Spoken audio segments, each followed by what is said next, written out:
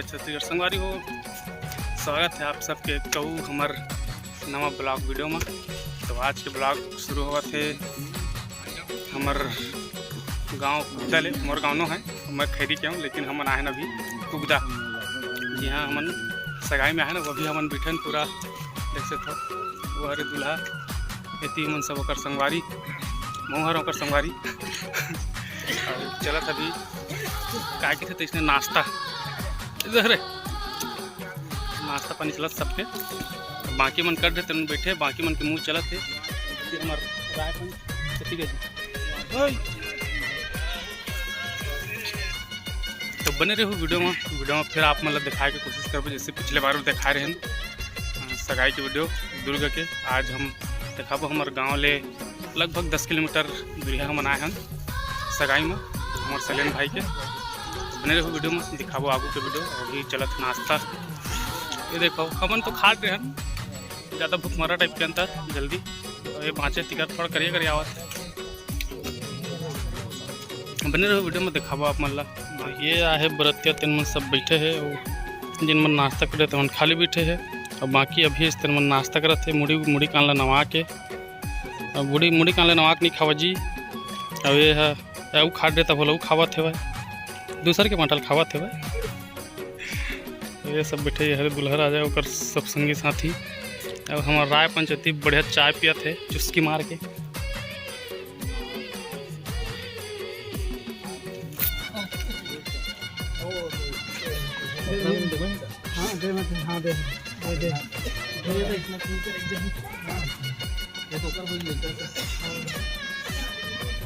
निकाल दे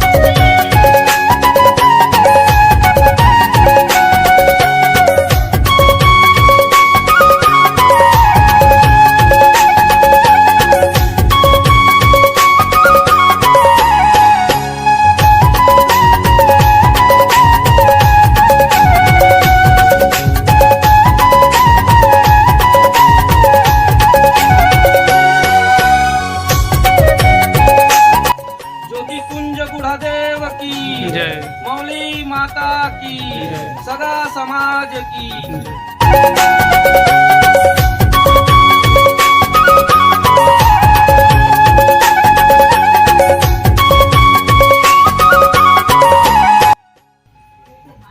आ जाता अमन का जात तो लेकिन वो तू देखिए नहीं उसी जगह पर पता। हाँ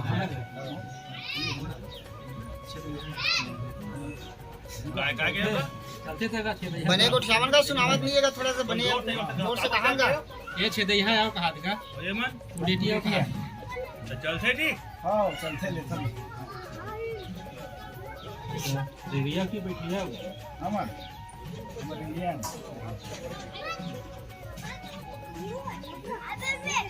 चला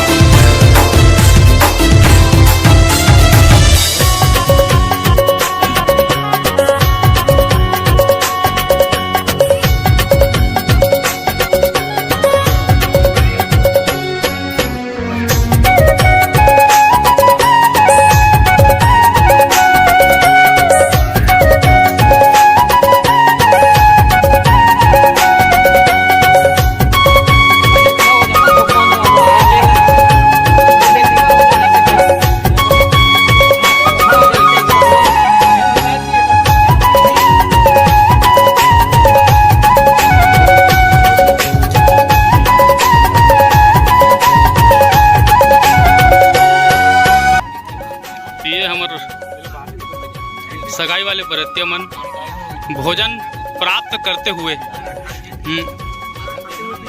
बासी खाते हुए नहीं भात खाते हुए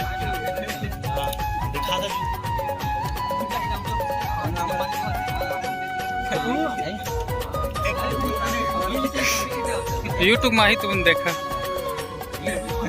अब मेरा हेवा भोजन करे के मतलब बासी खाए के भात खाए के तो अभी हमारे चलत है खाना पीना जैसे कि आप देख सकते हो हमारे जम्मू सोमवारी में भिड़े हुए खाए पिए मतलब खाए पी के पहले आगे का खाता थे? हाँ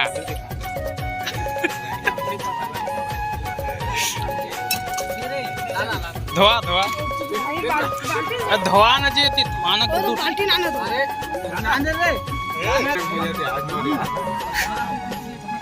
भाटो ओ भाटो कतिलु का भाटो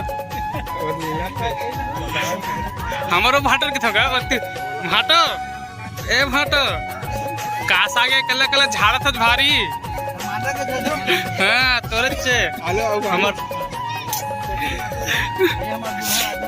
ये हमर दूल्हा राजा के चलत भोजन और संग में है हमर सोमवारी हमन खा रहे देखे संग खान पर हमन ज्यादा हदरहा टाइप के हम जल्दी खा रहे भोजन बोलो बड़ा प्यार से खाएं हम और बड़ा सुंदर ढंग से यहाँ भोजन जन है प्राप्त करना अभी भी हमारे संगवारी मन जन है अभी खावत है भाई इसके देख पाता हमारे सोहन भाई दूल्हा राजा का बड़ा अच्छा लगे से सगाई यहाँ के माहौल जो है बड़ा सुंदर से। तो इसे तो आप जाना था आप लोग क्या करना है चैनल सब्सक्राइब करना है आगो इसने वीडियो देखे बाद कबर कर शादी के घलो वीडियो यही चैनल में ही तो आप देखे बर्धन बुलाऊ और आप मतलब मैं बता दूँ कि जनी का शादी हुई ना तेन ऐतिहासिक शादी है। ऐतिहासिक शादी मतलब हमारे भाई दीपक भाई जगह दीपक ध्रुव नाम से चैनल चलते सब्सक्राइब जरूर करता है वो बड़े सुघर वीडियो बनाते और बता दूँ कि सामूहिक विवाह में होने वाला एक बिहाव तो चैनल सब्सक्राइब कर लो पूरा बिहाव के वीडियो में आप मतलब दिखा है ना। और बहुत बिहाव नहीं हुआ 52 जोड़ी वर वधू के बिहाव होना है 52 मतलब समझ सकते हो आप काबर के इसने टाइप की वीडियो में लाते हैं है ना। तो चलो अब दो विदा जय जोहार जय